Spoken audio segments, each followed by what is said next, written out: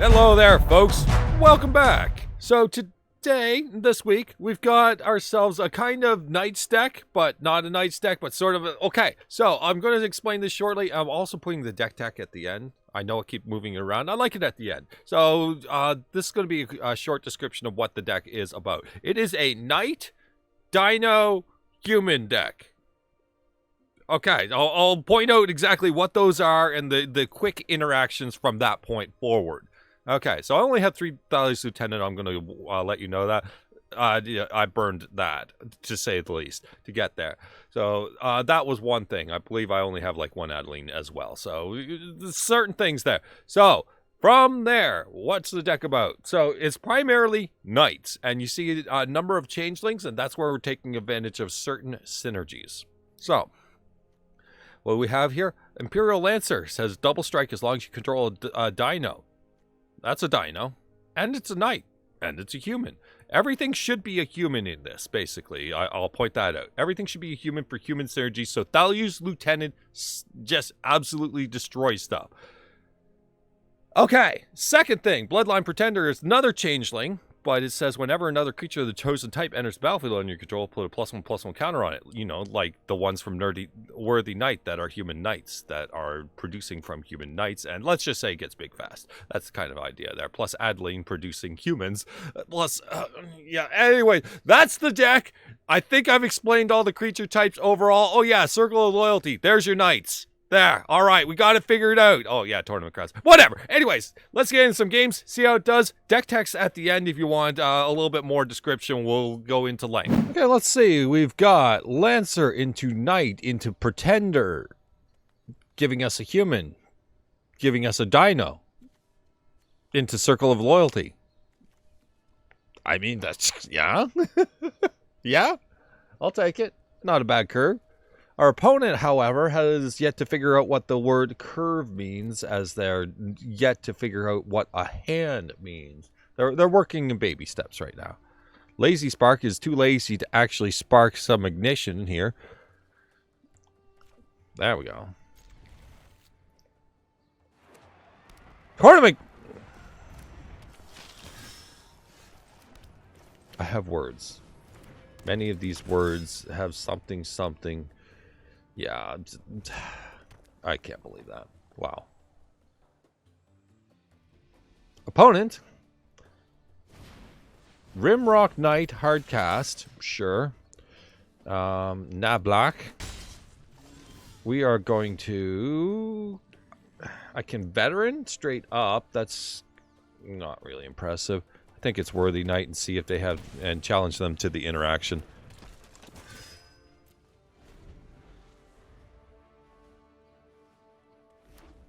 Man, it's nothing but aggro mirrors since I picked up this deck. Like, it's aggro mirrors all day, all week.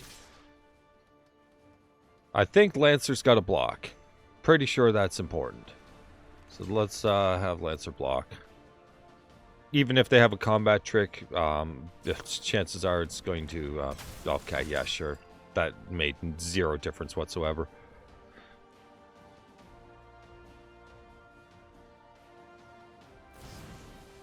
Sure. Alright, opponent's just trying to max out damage. Sure.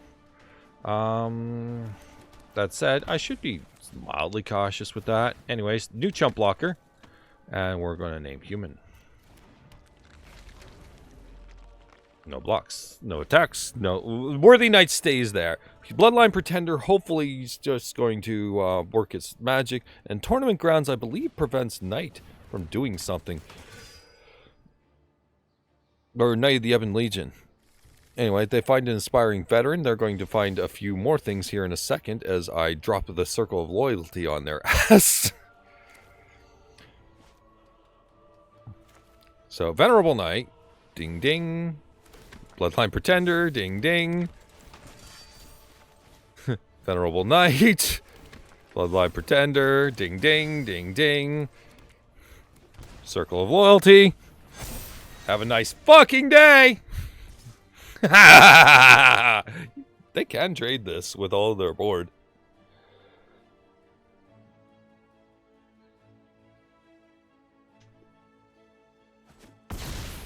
And we have an Inspiring Veteran next turn to make it even more impressive.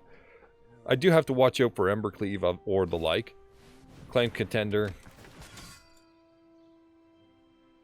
That's why you would put a Claim Contender in the deck, by the way.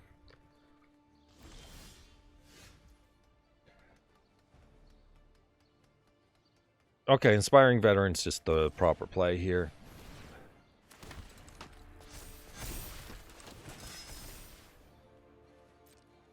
Send you, send you, send you. The ones going to their death can buff defenders. That said, we'll make Embercleave a little harder to work with here. They left just enough to block with. You got it. Concealed Courtyard. I've got lethal next turn one way or another, don't I? Pretty much. So I just have to respect Embercleave. The lords don't matter. Embercleave gets everything in front of it. And they have to attack with... That's Embercleave. Okay, sure. So...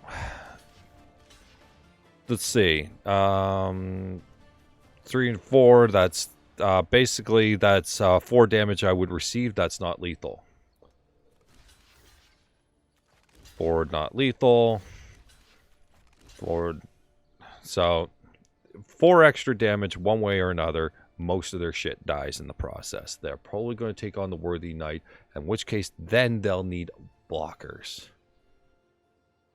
That's where things get rougher. So the Worthy Knight goes down, and we probably kill them.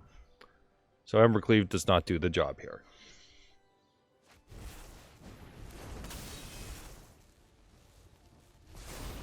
Yeah, they take Worthy Knight. Their entire board is gone. They have 1 mana, and a Fervent Champion says that you are fucked, my friend. On the play with mono 2-drops, I guess we can take it. It's obviously quite sluggish as a result. Is that a Yorion? Ew. Ew. Oh god, I feel dirty already. Ugh. Disgusting, vile piece of crap. And mostly because my opponents take 10,000 years to play turn 2.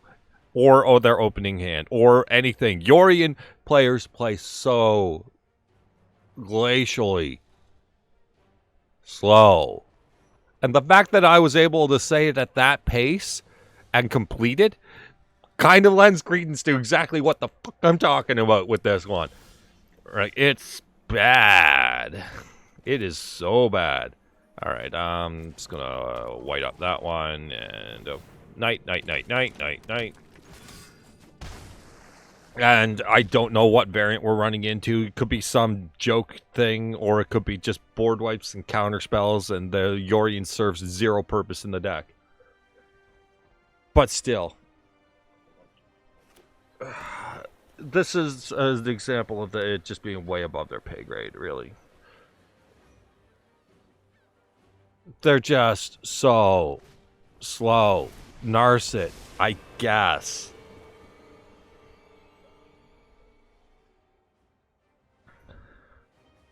Like, I guess. Buddy! Okay, I have to make it abundantly clear. I am falling asleep over here. Do something.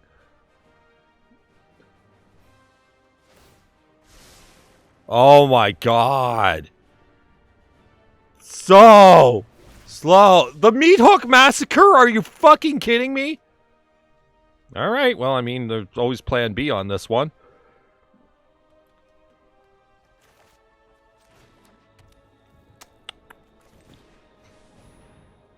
Ding ding.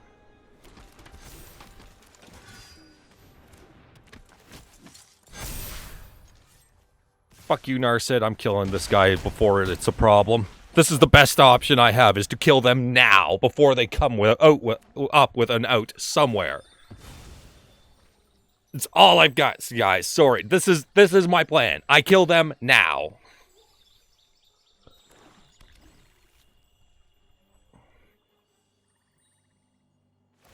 Oh, now they're playing fast. Maybe. Raven's Warning's not particularly good. Token Massacre for 2. Gains them 4 life. But, you know, I hear that there's these kind of things called lethal. Okay, on the draw we have a 1-2-3 curve.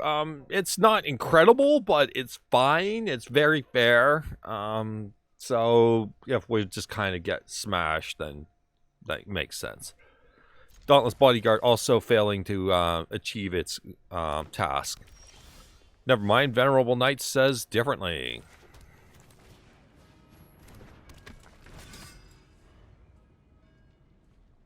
So anyways, opponent, double green and elvish. Oh, come on. Ew, disgusting.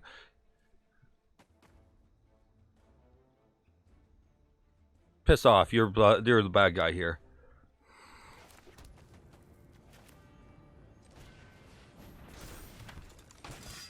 Okay, I don't have anything here. I suppose I could have attacked and then blocked with Veteran if they... Oh my god, double War Master? Are you kidding me? Oh, that's just disgusting. So let's have a spectacular hand while we're doing this. Yeah. Alright, Bloodline Pretender, and we'll name humans. And that gives us 1 big creature. Send you in. Get a crack in. I need to be able to offer the option that we can probably win the game. Sky Shroud Lookout. 2 more dorks. Yeah, we need the ability to go wide. We need a... yeah, we need a Worthy Knight.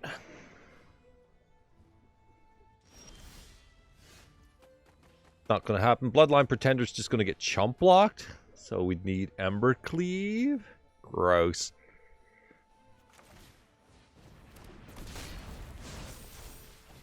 So we'll go, I guess, with our hand. We failed to draw anything but all the little 1-mana shitters, so it is kind of just what it is. Yeah, Bloodline Pretender is fine. I don't feel like that's in any danger, so we can send you, we can send you, we can send you. So, Venerable Knight gets the buff.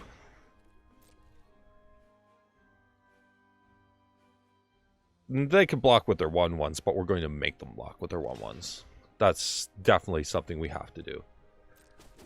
Okay, they're opening up the option that we can potentially get there, but they also potentially have a lethal at any time on their side, too.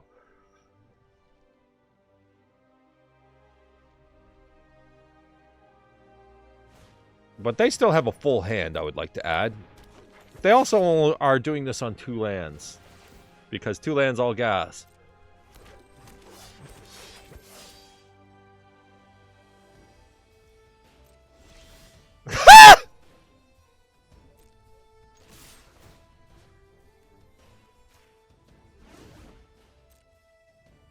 The 1-outer! The 1-outer!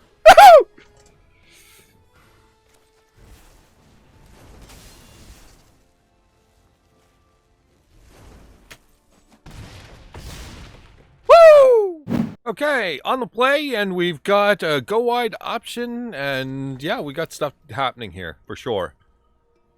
So, yeah, Worthy Knight at some point, I'm sure that if we draw anything other than the exact same cards, then we're probably off to the races.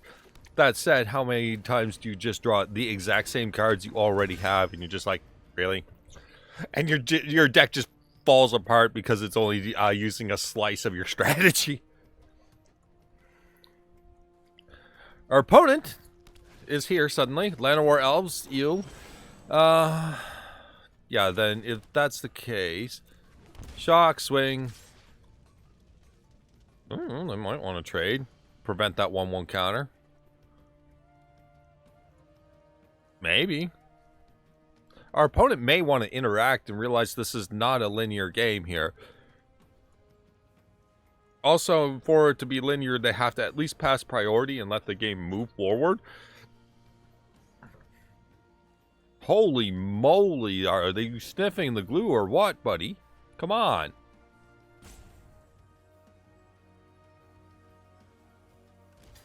Holy shit, that actually happened. Alright, whatever. Worthy Knight! This is not a green deck then, right? You don't just throw away turn 1 land anywhere else like that.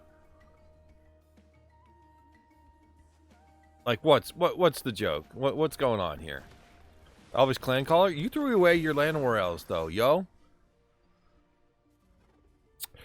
Okay, then.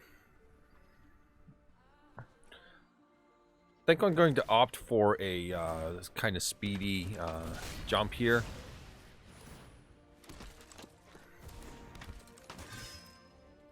Send them. Block. That, if you want. I mean, you might as well. If you're going to throw away your elves that badly.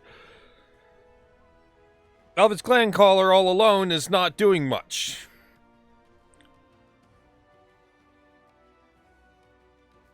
That's... Okay, our opponent is back into the bottle of glue. Get your hands out of that glue. Now. No, yeah, okay.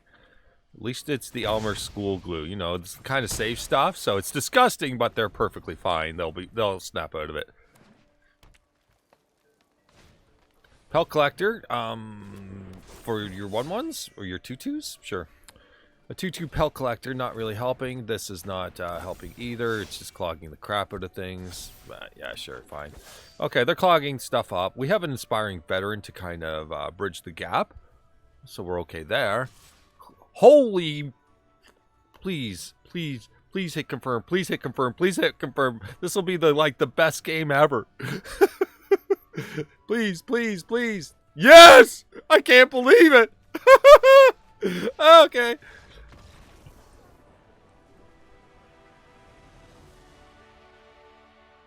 I'm believing that I did. I don't even know what that was, but I'm sharing the confusion with you. Okay, on the draw we have Lord and Knights. I guess we keep. Changeling Outcast is an interesting pick here. Anyways, our opponent is Diregraph Ghouling. Sure. We'll play the Outcast for now. So we're going to get hammered down badly. Real badly. Memorial to Folly is surprising, to say the least. Diregraph Ghoul kits in. Worthy Knight's interesting. So I'm just going to swing in. And we're going to risk it for the biscuit, Worthy Knight.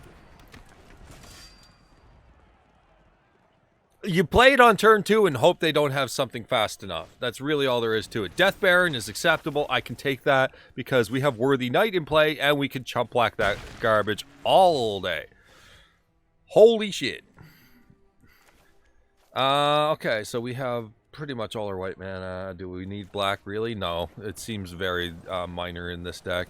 So anyways, ding ding, Worthy Knight, ding ding. Yeah, their Death Touch or Death Baron is not a threat whatsoever. I am considering throwing the Worthy Knight up against it, but man, this is too good. This is way too good. I can throw entire teams at this stuff now.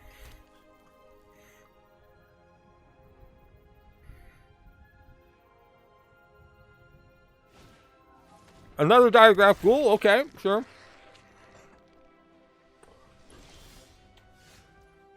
Oh my god. Okay.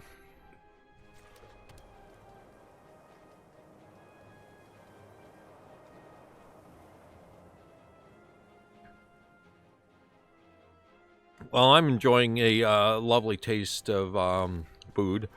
Sorry. We'll just jam this, and then we'll say, okay, now what? So you... Who cares? Send them. Let's make them extremely uncomfortable. Death Baron blocks. Changeling does not get blocked. Sorry about your luck. They're going to take the favorable and the unfavorable. Except it's not favorable because lords exist. And that whole house of cards just comes crumbling down. Who are you people? Alright, whatever. I still have this, so I'll just make knights. I'll make knights and then come up with a plan of action here. Okay, so a very slow go wide.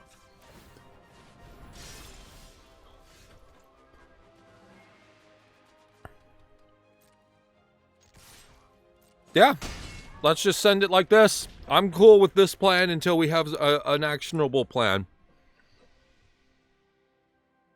Circle of Loyalty, making sure we don't miss. Falmore Knight, sure, go down to 7. You can play your Death Toucher. I will run my shit straight. I suppose they got the Open the Graves crap, don't they? That said, I have to fear Open the Graves to an extent. So they languish again, then I have a bunch of 2/2s. So having a hand press. Oh my god. She'll have 5 toughness. She'll survive languish. Roll this shit. Also, she's legendary. Just, you know, minor details. Send! Send them! Adeline, do some work. They're 2. They make a 2/2. Their languish probably doesn't save them too much. Because they have no non-tokens.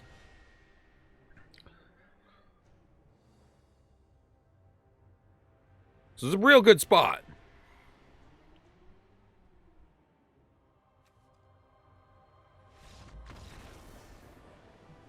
Yeah. Cool. They say cheers. Good game. On the play with, oh dear God. Oh yes. Oh yes. Oh, very much yes. Okay, we're going to start tap land and get the Worthy Knight down and kind of see where we're at with that. Rafine's Tower is Esper, kill them all. I'm going to put this on white, just on the nature of how the hand's coming up here. I don't think we need black mana that badly. It's going to make any significant difference of any kind. Our opponent... Let's just play the second Worthy Knight. Dauntless Bodyguard. They have no responses, by the way, currently. Yeah, you would have seen a different world next turn, opponent. Quite a different world. Okay, let's see here. 2 Circle of Loyalty is a bit rough, and the hand's not really giving me anything other than that. So let's just mold this. It's basically a mold of 6 anyway. And then we have nothing but shitters all the time here. I'm willing to keep this, and I feel like a 2 Dauntless Bodyguard with nothing high value to protect is probably not so great here. So we'll start with a Fervent Champion Smackdown, although Venerable Knight would have been perfectly acceptable as well. Our opponent... I mean, Tournament Grounds basically gives away the deck anyway. Our opponent... Sure. Fairy Seer, sure. So some sort of ninjutsu, whatever. Let's just try to kill them before it matters. Sure. I like this plan. Glad you guys thought of it. Thanks. Alright, top bottom. That's a Scry 2? Holy moly. Okay, that is a higher value target. Okay. So how the hand's coming up.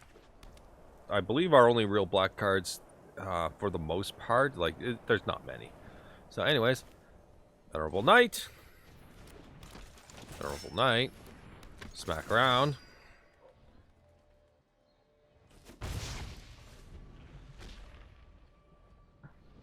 Sure. Swing for 1. You going to ninjutsu for 1? Holy moly, there's a ninjutsu for 1. You get to loot. Congratulations, you got a 2/1 at the cost of your 1/1. Ninjutsu is so bad. It's just so bad. Alright. A land really makes this obnoxious. Like, really obnoxious. Inspiring Veteran. I'm going to go with the Thales Lieutenant. One-time pump, and the team is perfectly fine. Inspiring Veteran can work from there. So, let's put the Fear of God into our opponent. So they're at 7. Have fun.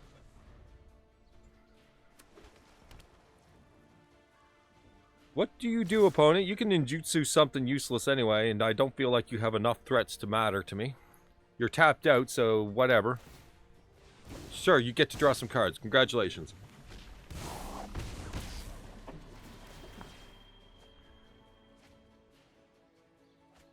Congratulations on your brand new cards. Brand new cards! Very Seer again. The scrying of all this value scrying, and it's not getting them out of this. Alright, so I gotta do some math here just to make sure, and I'm pretty sure that Concealed Courtyard fixes the math completely. Okay, what do we got here? We've got an Inspiring Veteran we can't cast, so that's one thing. But, junk, all junk. Okay. So Venerable Knight on the start, maybe? Our opponent is available now. Yeah, I'll just start Venerable Knight. Nothing like a Savannah Lions opener. Our opponent on blue. Fervent Champion that we can't use. Alright. I'll just Dauntless Bodyguard you, because reasons. And it looks like it's mono blue tempo. Which case, we're probably, like, ultimately favored completely. If we draw a red source, they don't stand a chance. But it was opt, so it can be anything still. Dauntless Bodyguard, if I was considering... I suppose we have multiple bodyguards anyway.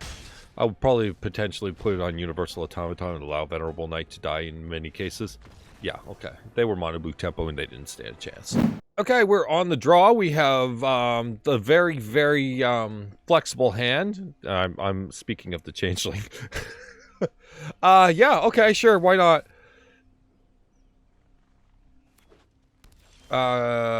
Possible Gruul.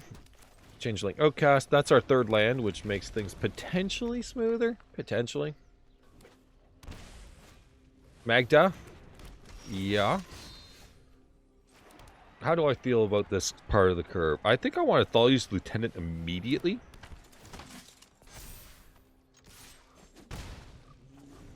I don't know how I feel about that play. It's Changeling Outcast or Thalia's Lieutenant there, and with our opponent ramping, I want to offer the option of the ceiling here for plays.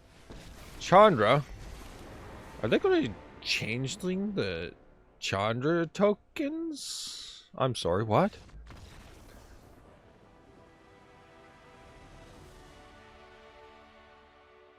I feel like we were about to be offered the coolest mystery deck ever, and our opponent just copped out. Well, that's a shame. All right, on the play, we've got Tournament Grounds going, and yeah, this is pretty good, because Changeling Outcast plus Adeline, yeah, that's not bad. That's not bad at all. I think Venerable Knight's still a good start. 2 power in case our opponent can't oppose it, obviously. And they can't, so... Outcast, and I'm not sure at what point I stop applying to the board, but this is pretty impressive. Xander's Lounge, which means that they're just playing as many things as humanly possible here. I'd think Inspiring Veteran and force them to have a board wipe quickly. Sounds good. Kill spell?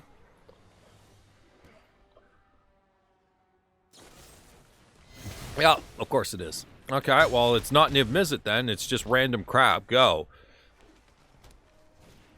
Othakaya? Yeah, it's just random shit. Go. Takes out... I really can't decide this one. That's probably, like, the least amount lost here. Alright, well, Adeline, do some work.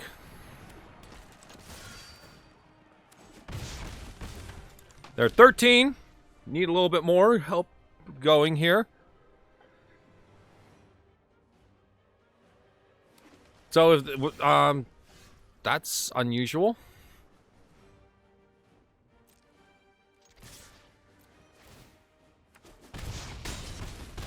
They literally had nothing? Oh my god. That would have been it then, I suppose.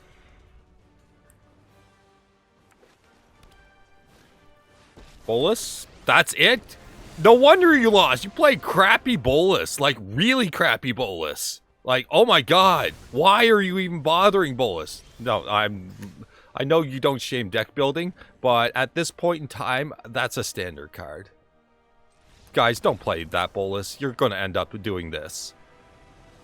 For your own good, just don't play that Bolus. It's not a good card. Okay, so it's a real zippy deck, and yeah, it's one of those decks that really doesn't have much recourse if things go wrong. But hey, there's some control out there, and this deck is itching to blow up a couple control decks occasionally. So we're fast enough to do that. That's definitely one of those things. So I'm happy to play creature deck anytime. This was a creature deck I played in Standard. When Knights was just not a thing, because Adventure was a thing, and Oko was a thing, and Field of the Dead was a thing, and everything else was a thing because it was stupid. But Knights existed, and they were still all right. Well, it turns out that Historic, they're still all right, and they kind of get the nod that they're playable, but they're probably not winning any awards anytime soon. That said, let's have some fun with a tribal deck. Come on. Anyway, getting into it. Dauntless Bodyguard, Savannah Lions, that you can choose a target and give it indestructible when you sacrifice a Dauntless Bodyguard. A number of high-value targets are like Worthy Knight, Dauntless Lieutenant, Inspiring Veteran, Bloodline Pretender, Adley. You know, a number of things. Basically, anything that isn't 1 mana is a good Dauntless Bodyguard target overall. Second is Imperial Lancer, double strike as long as you control a dino. This is a situation where I needed more 1-drops in the deck. The deck was too clunky and I had to fix that. So I went down into the dangerous territory of producing dinosaurs. And so that's where the changelings come into it and make it work a little bit better. So you occasionally get double strike. And occasionally get a Lord effect. And occasionally you get a Venerable Knight effect, and occasionally this card is okay. But expect it to miss and sometimes just be a 1/1. That's fine. You can have it as a role player. After that, Venerable Knight. So when it dies, put a +1/+1 counter on target knight you control. It's also Savannah Lions, so it has that situation where you can swing in and you've kind of lost a net like 1 power to probably make a trade or get a removal baited, whatever the case may be. But yeah, you can move that counter over to something maybe more impactful like a Changeling Outcast where it can't be blocked, and so you're sending in a little bit more damage. So anyway, that's the next one. Changeling Outcast, Changeling, which means it's all creature types. That's obviously relevant towards making us have a dino check and towards having human checks and knight checks in the deck. So that's where Changeling makes those synergies happen. So pretty good that way. Fervent Champion, obviously very, very zippy guy and needs no real introduction as probably the best knight straight up. And yeah, it is. It's still pretty good, and it's a very good role player and getting that damage in when you need it. Universal Automaton, this is just a +1. I wanted a 5th Changeling Outcast, so Universal Automaton, that's all it really is to it. Okay, so from there, we got Thales Lieutenant, which offers to pump the team, and yes, the whole freaking team, minus Circle of Loyalty Knight tokens. These are specifically Knight tokens. So that's about it. But other than that, yeah, totally. And then whenever another human enters the battlefield under your control, you can put a +1/+1 counter on Thalia. This Lieutenant, apostrophes. Yes, that's relevant because of Worthy Knight, which is a go-wide option in the deck. So whenever you cast a Knight spell, create a 1/1 human token. So you get a Thales Lieutenant in play. Buff whatever you got. And then Worthy Knight. And you just play like, I don't know, Imperial Lancer. Well, you just gave Thales Lieutenant +2/+2 with a human token and a human knight token. So you get those machine gun bonuses as a result of it. And yeah, that's pretty sick. That's where you get to really, really buff it up quick. After that, Inspiring Veteran, probably not the Lord we're really looking for, as Thales Lieutenant just does that job better overall, and it actually starts looking like a worse Lord as of how this version of the deck played. It's still fine. It does the thing. It does the thing all right. It's probably one of those cards where you could probably get rid of it if something else came in. So notable exclusion down the road. So another Thales Lieutenant or anything that's compelling like that, like a human 2-drop that gives all humans +1/+1 would fit this deck better than this Knight card, to say the least. So this is more a humans deck than it is a knight deck, but it's clearly a knight deck. This deck has some like conflicts going on, but it all makes sense, obviously, when you see the entire package. To describe it is horrible.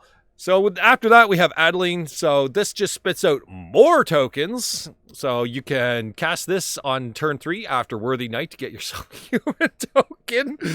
And then attack with Worthy Knight if possible to get a human token. And yeah, Adeline is pretty freaking massive in this deck. Very, very, very fast. So, yeah, we get this Pride Mate effect where we just spit out 1/1s rather than gain life. Does that work better than your life gain deck? Maybe. I don't know. Anyway, Bloodline Pretender is a shapeshifter, again, changeling, but it says when it enters the battlefield, choose a creature type. Now, we would pick human, like, almost 100% of the time, which means that 100% of the time, basically. It says whenever another creature of the chosen type enters the battlefield under your control, put a +1/+1 counter on Bloodline Pretender, similar to Thalia's Lieutenant. So it's just this extra piece, but it's also a dino. And it's also a knight. So it fits that category too. That said, if I was to give up my dinos and have Imperial Lancer just a little bit worse, sure, like I wouldn't even care. That'd be fine. That's no big deal to get an extra Thalia's Lieutenant. That's fine. Anyway, it gets big fast, to say the least. Now, after that, we have the Circle of Loyalty. Costs 1 less to cast for each knight you control. We will cast this for 2 often enough.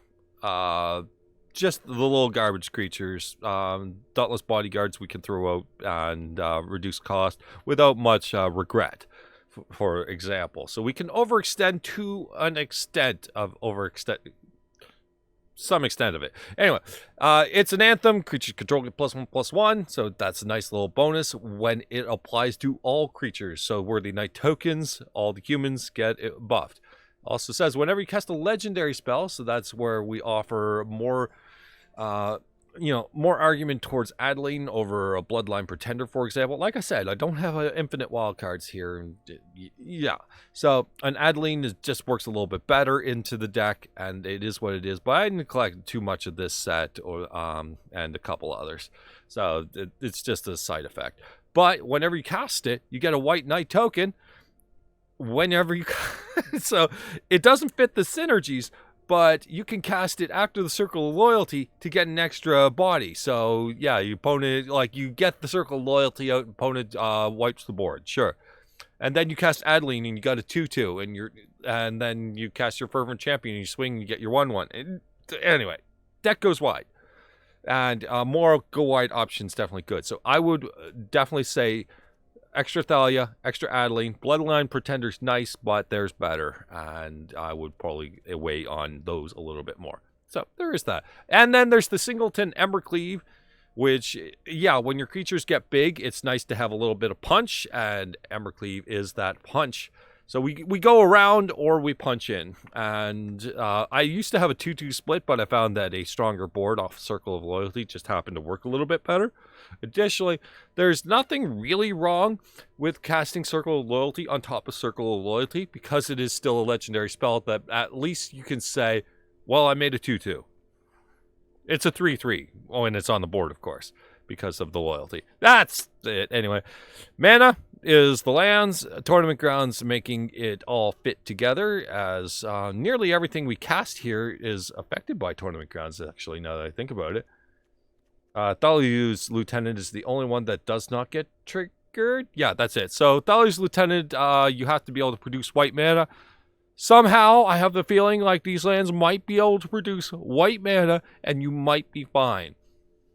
So yeah, that's the deck, and hope you enjoyed. Yes, General Kudro was in the original standard version of the deck when we played whatever the set was. I know we scrubbed it from our memory to a certain point, but yeah, Eldraine. Yeah, when Eldraine standard, I suppose, yeah, then yeah, General Kudro was a nice target because he was our lord here. He was basically a Thalia's Lieutenant, but Thalia's Lieutenant just works better. Anyway, that's the deck. Hope you guys enjoyed. I had fun playing a creature deck. It's a change of pace, but hey. See you later. Bye-bye. See you next week, I suppose.